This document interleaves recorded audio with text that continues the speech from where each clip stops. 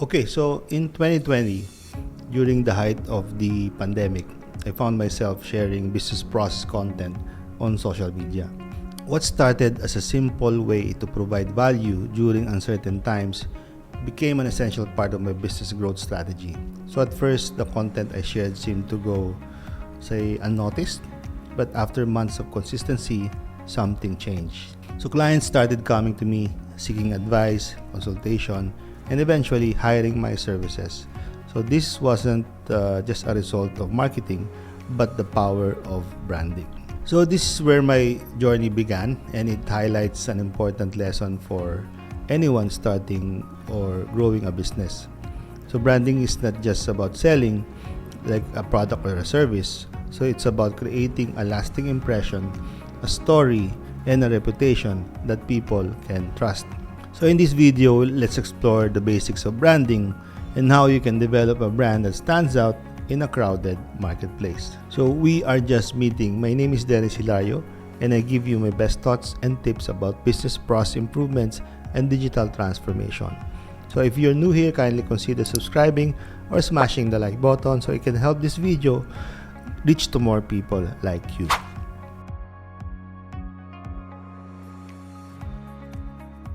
So let's start by defining what branding is. Branding to me is the process of creating a distinct identity for your business. It's more than just a logo or a catchy slogan. It's the entire experience customers have with your business. From how your company presents itself visually to the emotions it evokes and the promises it makes. So branding is the story that defines your business in the minds of your audience. While selling focuses on short-term transactions. So branding builds long-term relationships. It's about creating trust and loyalty, which ultimately leads to sustainable growth and more inbound opportunities, just as I experience. So let's talk about why focus on branding over selling. Branding is about positioning yourself in the market so that your customers come to you instead of you chasing them. First is a strong brand provides recognition. So customers remember your brand, making them more likely to choose you over competitors. So a well-established brand builds credibility and trust, which can lead to customer loyalty. Third is consistency. So a clear brand provides consistency across all platforms, from website design to social media messaging, ensuring a cohesive customer experience. Focusing on branding doesn't mean you stop selling. It simply enhances your sales process by making it easier to close deals with an audience that already knows, likes, and trusts you. Now, let's dive into the process of building a brand. My framework starts with analyzing customer segments, pain points, and buyer personas. So, before creating a brand, you need to understand your audience. Who are they? What problems are they trying to solve? For customer segments, you have to identify the different types of customers you want to serve. This could be like based on demographics, behaviors, or needs. Next is understanding their challenges and frustrations. Try to analyze what keeps them up at night. So this will help you tailor your messaging and your offerings. Next is buyer personas. So create detailed profiles of your ideal customers. What are their goals? What motivates them? So this will guide not only your branding, but also your marketing and product development. So my next step after analyzing your audience is understanding the competition. So understanding your competitors is essential to finding opportunities to differentiate your brand. So what are your competitors doing well? Where are they falling short? And what gaps exist in the market that you can fill? So by analyzing the competition, you can identify areas where your brand can stand out. Maybe it's offering better customer service, a more innovative product, or simply communicating more clearly and effectively than others in your space. So after competitive analysis, the next step is crafting your brand statement and where you position your brand. So basically, positioning. So a strong brand statement communicates who you are, what you do, and why customers should choose you. So your positioning is about how you want to be perceived in the marketplace compared to your competitors. So here are a few questions to guide this process. Number one, what makes your brand unique? Next is, what value do you bring to your customers? How do you want people to feel when they interact with your brand? When you answer these questions, you can now create a brand that resonates with your target audience and fills the market gaps you have identified. The next step in brand building is to develop your brand personality and tone of voice. So your brand personality is the human side of your business. Is your brand fun or playful, or serious and professional, friendly or authoritative?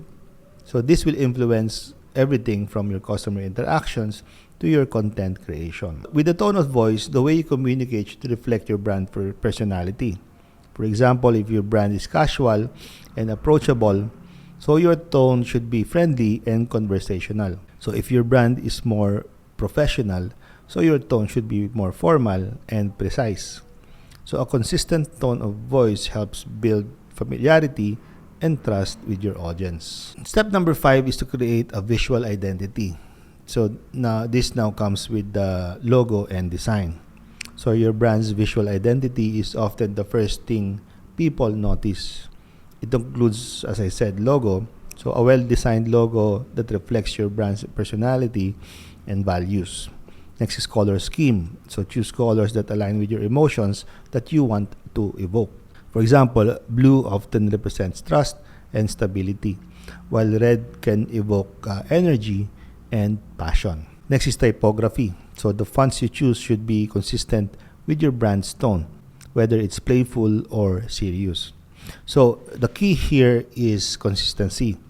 Your logo, colors, and fonts should be consistent across all platforms, from your website to social media to packaging. Step number 6 in brand building is consistency in content creation. So building a brand requires consistently putting out content that aligns with your brand values and messaging. As I learned during the pandemic, the more valuable content you provide, the more people begin to see you as a trusted authority. Let's now talk about some content types. So this can include blog posts, social media updates, videos, of course, podcasts, and more. So the important thing is that your content speaks directly to your audience or audience's needs and interests. Next, establish a regular posting schedule so your audience knows when to expect new content from you. So this builds trust and keeps your brand top of mind.